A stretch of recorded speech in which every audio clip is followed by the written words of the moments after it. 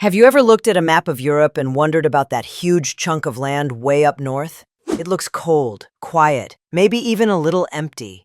But the truth is, this region is full of surprises. It's bigger than you think, stranger than you imagine, and far more important than most people realize.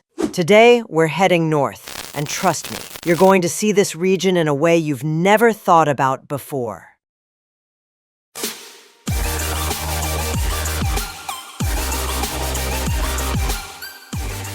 Before we get into the strange geography up north, let's clear up one of the biggest confusions. People often mix up Scandinavia with the Scandinavian Peninsula.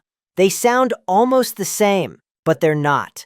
Geographically, the Scandinavian Peninsula is mainly Norway and Sweden, plus a slice of northern Finland. It's one of the largest peninsulas in Europe, stretching deep into the Arctic Circle. But when people say Scandinavia, they usually mean it in a cultural sense. And in that case, it almost always includes Norway, Sweden, and Denmark, even though Denmark isn't on the peninsula at all. So depending on whether you're talking about the land or the culture, Scandinavia can change shape. And that mix-up is where a lot of confusion begins.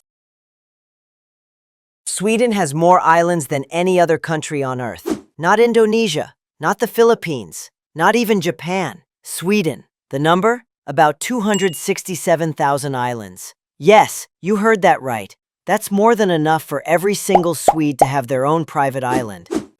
Most of these islands are tiny, just a patch of rock and trees rising out of the water. But some are large enough to hold entire towns and communities. They stretch along the coast, across lakes, even deep into the archipelagos that surround Stockholm. And here's the wild part. Only about 1,000 of these islands are inhabited. The rest, untouched, scattered like puzzle pieces across the sea and lakes. If the islands didn't already surprise you, the lakes will. Norway, Sweden, and Finland all rank near the very top of the world when it comes to the number of lakes. Together, they're like Europe's water reservoir. Finland alone is known as the land of 1,000 lakes, but the name is an understatement. There are actually more than 180,000 of them. That means wherever you stand in Finland, chances are a lake is never far away. Sweden isn't far behind, with nearly 100,000 lakes spread across its forests and plains. And Norway, famous for its fjords, also hides countless lakes carved by ancient glaciers. Now, if you think lakes and islands are impressive, wait until you measure the coast. Norway's coastline is so twisted and fragmented that it barely makes sense on a map. If you could stretch it out in a straight line, it would circle the Earth 2.5 times. According to National Geographic, only Canada has a longer coastline.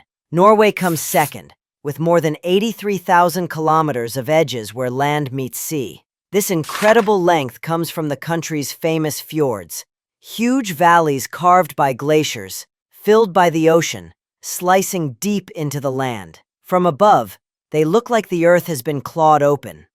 For Norwegians, the coastline is more than scenery. It's history, culture, and survival. Fishing villages, shipping routes, and modern oil platforms all depend on these waters. So while the land itself is narrow and mountainous, the sea gives Norway a reach far bigger than its size suggests. Far to the north, the rules of day and night stop working the way we expect. Cross the Arctic Circle in this region, and the sun itself starts behaving strangely. In summer, the sun never sets. It hangs in the sky at midnight, glowing low on the horizon, but refusing to dip below it. That's why it's called the midnight sun. People play golf at midnight, hike mountains, or just sit outside, because darkness never comes. But the flip side is brutal. In winter, the sun never rises. Weeks, sometimes months, pass in what is called the polar night.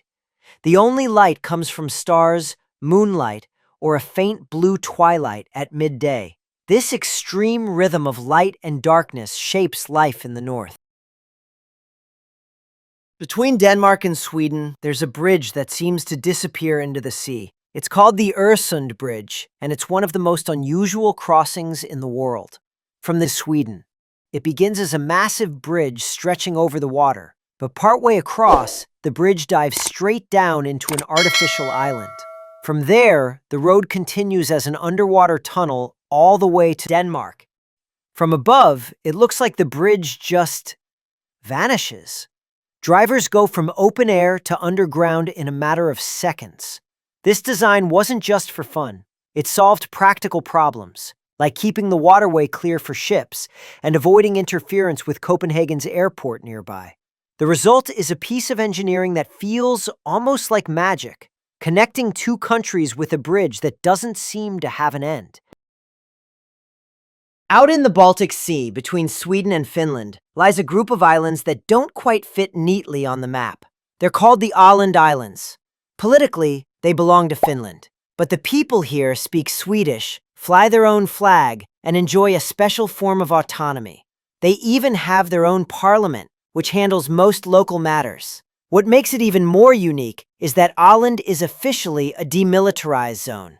No military bases, no fortifications, no troops. That status was agreed upon more than a century ago, and it's still respected today. Culturally, the islands feel like a blend, Scandinavian in language and tradition, but tied to Finland in law and governance. When you look at a map, Norway, Sweden, and Finland together cover an enormous stretch of Europe. More than 1.2 million square kilometers of land, bigger than France, Spain, and Germany combined. But here's the surprise.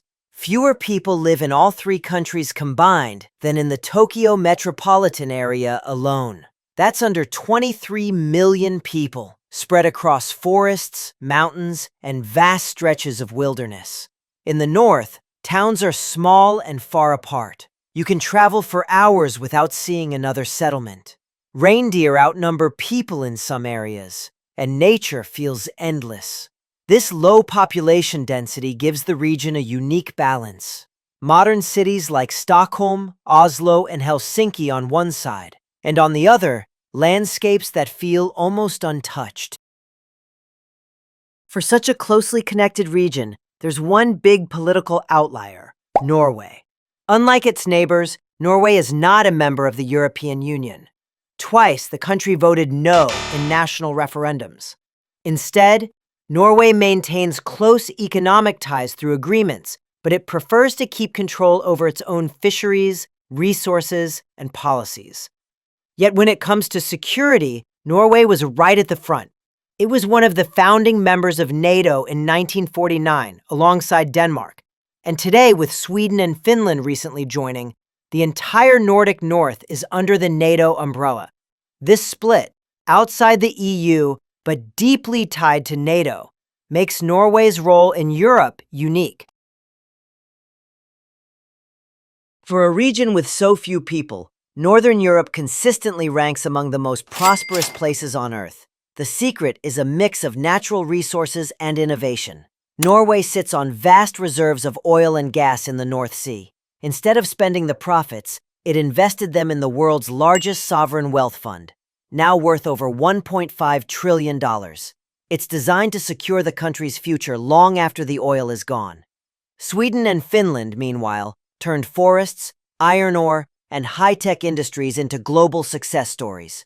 Companies like Volvo, Spotify, and Nokia all come from this northern corner of Europe. And despite their different strengths, the countries share one trait: a high standard of living.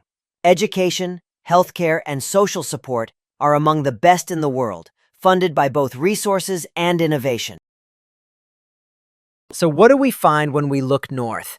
A land that seems distant and cold on the map, but hides more surprises than you'd ever expect. From endless islands and lakes to midnight sun and world-leading prosperity, Northern Europe shows how geography and people shape each other in remarkable ways. It's a region unlike anywhere else, and once you see it this way, you'll never look at the map the same again.